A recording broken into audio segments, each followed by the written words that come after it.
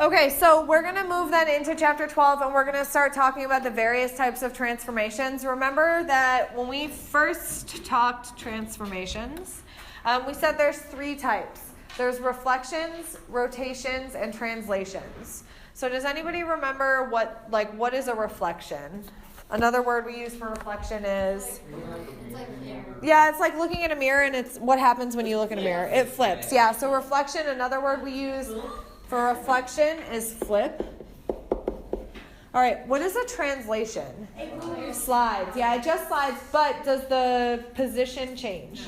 No. So it slides, but the position stays exactly the same. So that means if it's a triangle like this with the right angle in the bottom left, when it moves, the right angle still has to be in the bottom left. Okay, so a translation is just a slide, and then a rotation is just a what?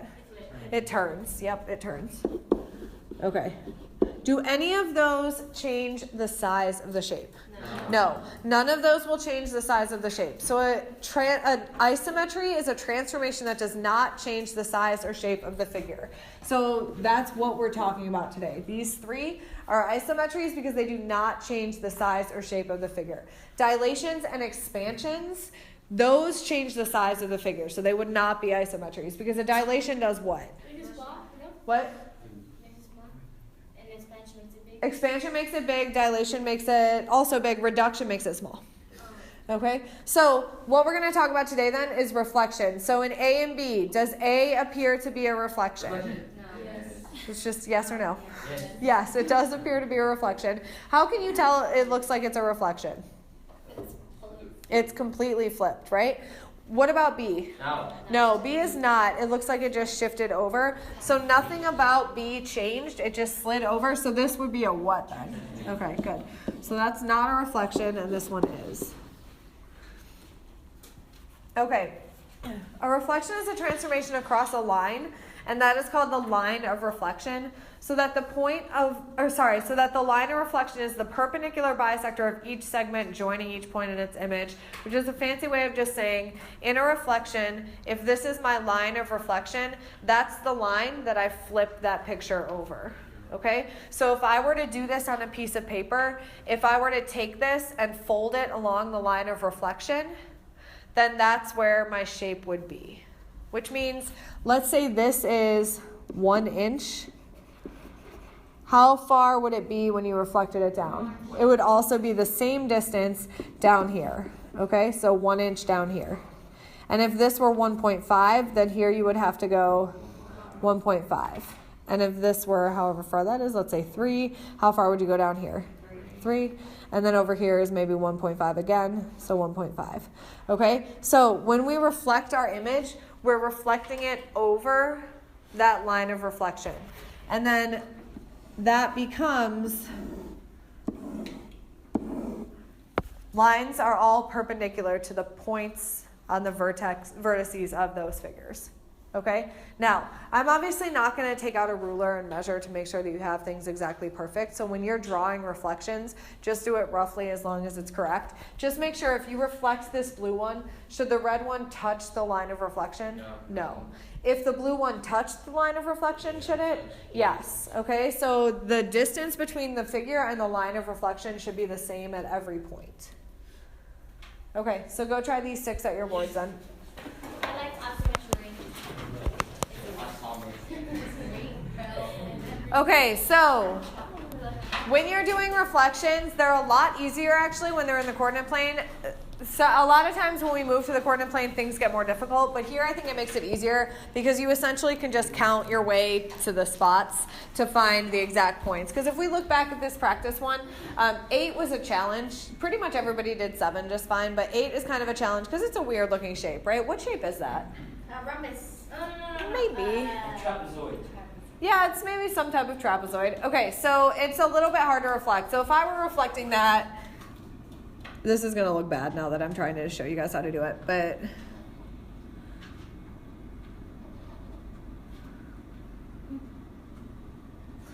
so that's how I would do it, which is essentially what most of you did. So the biggest thing is that the distance between the line here should look roughly like the distance between the line there. That's pretty much the biggest thing I'm looking for. I understand if it doesn't look like a perfect reflection. If yours is a little bigger on one side, that's okay. That happens. Okay, so it's a lot easier when you're on the coordinate plane because you can just count boxes over. So when you're on a coordinate plane, it'll tell you how it's reflected, and there's a couple different ways it can be reflected. There's actually 3. It can be reflected across the x-axis, which would be from point P to P prime. Remember, prime just means like that the transformation has been done to that point. So P is initially up here, and when it's reflected across the x-axis, that means it's basically the x-axis is the line of reflection. So what happened to P when it became P prime? The y became negative because you're keeping your x the same, but the y is becoming negative. All right? Over here, it's folded across the y-axis, so which one stays the same? The y, but the x becomes negative. Does the number change? No. So if this, let's say this were 2, 3, then what would this coordinate be? Negative 2, 3. Okay? All right, now, you can also reflect it across a line. So if I give you the line y equals x, the first thing you have to do is what? Know where they're at. Know what that line is, right? Know what the line y equals x is. So y equals x is actually just goes straight through the origin, and the slope is 1. So you're going up 1 over 1, up 1 over 1. But if it were something like this, if it were over the line y equals 1/3 x plus 2, what would you have to do first? Graph that line. Put that line on your coordinate plane so that you can figure out what you're reflecting it across. So just as a brief refresher, because it's been a while maybe for some of you guys since you've seen slope-intercept form, this is our slope. This is our y-intercept. So how do I graph that? You put the 2 on the y-axis. Yep, so 0, 2. And then what do you do from there to finish your line? Go up 1 over 3. And then you can also go down 1 over 3. Yeah. Mm-hmm. All right, so there's your line. So then if your point were here, then you would reflect it across this line. So you're folding it across this line. So what changed on the coordinates there? It flipped. Yeah. So if you're reflecting across y, x, it will flip. More often than not, this is the line that we'll give you.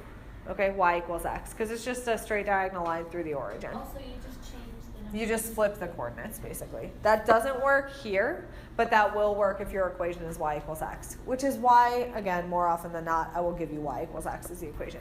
The last thing that can happen is it'll say it's reflected across the origin. What does that mean? Like, it starts up here and then it goes on top. Okay, so it's reflected across the origin means it's reflected across the x and the y. So essentially what happens is it folds down and it folds over. So if you're starting at positive x, positive y, where would that end up? Negative x, negative y. So both of the coordinates change. Okay, so if you're across the x-axis, just the y changes. If you're across the y-axis, just the x changes. If you're across the origin, both change.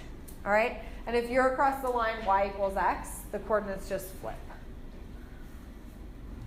Okay, so let's try one. So what am I going to do first? Reflect the figure with the given vertices across the given line. Right down to the long one. Yeah, plot the point. So I'm going to plot 1, 2. And that's m. And then n is 1, 4.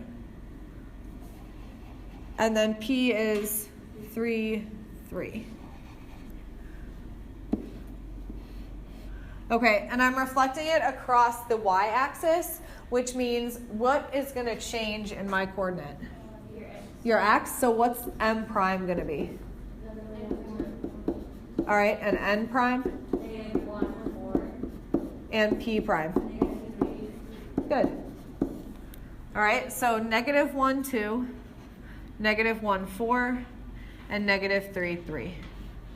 Sometimes we have to put the prime and then. Could you do that without the coordinates? Yes. How would you do it if you didn't want to put the new coordinates? You can just change the x to a negative. Okay. All right. How could you do it if you just wanted to ignore these numbers altogether? Count. You count? How do you? Can you describe how you account? What you mean by that? Because I agree. I think I know what you mean, but From the line, okay. Which line are we talking about? the one that goes up and The down. y-axis? Yeah. You count like the difference from like. Yeah, so you say, okay, if I move 1 over here, I move 1 over here. Yeah. Good. And then same thing here. 1, 2, 3, 1, 2, 3, and then 1, 2. That's a little bit harder when you're across the origin. All right. But if it's x and y, counting them is really easy to do. All right. Sometimes though, I will ask you for the new coordinates. Okay. So it just depends on what I'm asking. Or that's the easier way, right? Which way? That one. This one? I mean, it depends on how it's different brains work different ways. I like this way, but a lot of people think counting's easier. I just think it looks a little less organized, so I have trouble getting my mind around it. But yeah.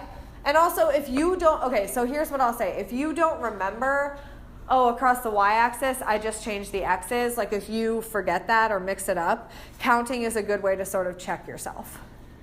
All right, make sure it makes sense. If it's across the y-axis and your triangle's down here, then you probably did something wrong, okay?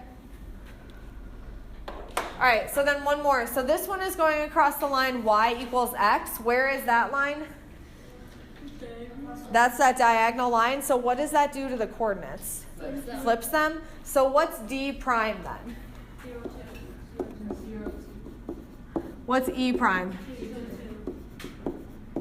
F prime? 2, 5. And g prime? 1, 5. 1, 5. Good.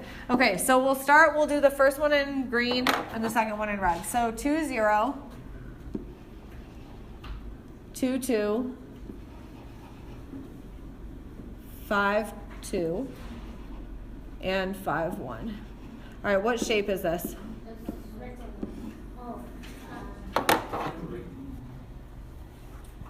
Trapezoid. Yeah, it's a trapezoid. Okay, 0, 2,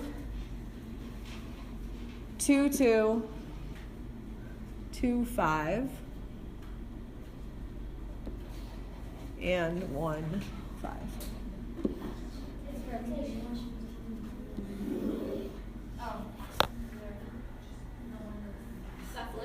Yeah, it got flipped. But because it's flipped across a diagonal line, it almost looks like a, yeah. Wait, so then what if I get confused with that? Like, how am I supposed to know? Because it looks like Fold your page. Okay. All right, go do these two. If you want to write the points, you can. You don't have to. The first one is an x-axis. The second is a y.